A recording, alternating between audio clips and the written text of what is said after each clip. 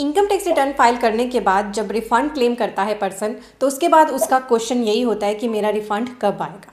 क्योंकि आजकल income tax department fast हो चुका है एंड वो क्लेम करते हैं कि हम बहुत ही फास्टली रिफंड्स को प्रोसेस करते हैं। मान लीजिए आपने 4 PM पे आइटर भरी, तो हो सकता है 5:30 पे आपका रिफंड भी आपके अकाउंट में क्रेडिट हो जाए। बट बहुत सारे पर्सन्स अभी भी अपने रिफंड का वेट कर रहे हैं। ऑलरेडी 3-4 मंथ्स जा चुके हैं। तो आपको मैं एक्चुअल लॉ के अकॉर्डिंग बताऊंगी कि कितना टाइम इनकम टैक्स डिपार्टमेंट ले सकता है और आपका रिफंड अभी तक क्यों नहीं आया है।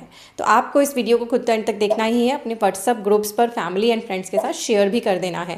तो एक्चुअल टाइम लिमिट है डिपार्टमेंट के पास 9 months from the end of the assessment year in which return is filled. तो आपने फाइनेंशियल ईयर 24-25 की रिटर्न फाइल करी असेसमेंट ईयर 25-26 में। तो असेसमेंट ईयर 25-26 एंड होगा हमारा 31 मार्च 2026 को। इसके अंदर 9 मंथ्स ऐड करेंगे तो ये डेट बनेगी 31 दिसंबर 2026।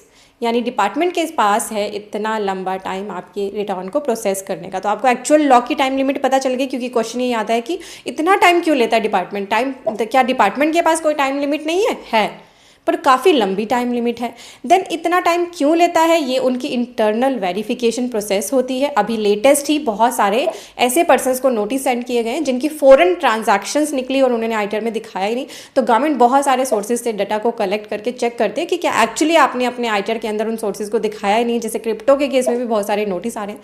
तो इन सभी सस्पिशियस ट्रांजैक्शंस के केस में कोई भी सस्पिशियस SSC या ट्रांजैक्शन लगता है तो उनकी आइटर को थोड़ा डिले कर दिया जाता है प्रोसेस करने के लिए। ऐसे आइटर 2 और 3 भी डिलेड प्रोसेस होती है, आइटर 1 को जल्दी प्रोसेस कर दिया जाता है। तो इस तरह के आपके रीज़न हो सकते हैं। आपको इस केस में वेट करना पड़ेगा जब तक डिपार्टमेंट की तरफ से प्रोसेसिंग ना हो। आप कुछ नहीं कर सकते हैं। बट हम डिपार्टमेंट से यही रिक्वेस्ट करना चाहेंगे कि अब AI का ज़माना है, सुपर फास्ट हो चुकी है चीज़ें, तो डिपार्टमेंट को भी जो प्रोसेसिंग की टाइम लिमिट है थोड़ी कम कर देनी चाहिए। आपका क्या व्यू पॉइंट है, आप कमेंट करके बताना। आपको क्या क्या प्रॉब्लम्स आ रही हैं आइटर भरने के बाद, आपको क्या लगता है रिफंड क्यों नहीं आ रहा है, क्या आपके माइंड में क्वेश्चंस हैं, आप कमेंट सेक्शन में ज़रूर डालेगा। और GST और इनकम टैक्स को सीखने के लिए CA गुरुजी को फॉलो ज़रूर करें।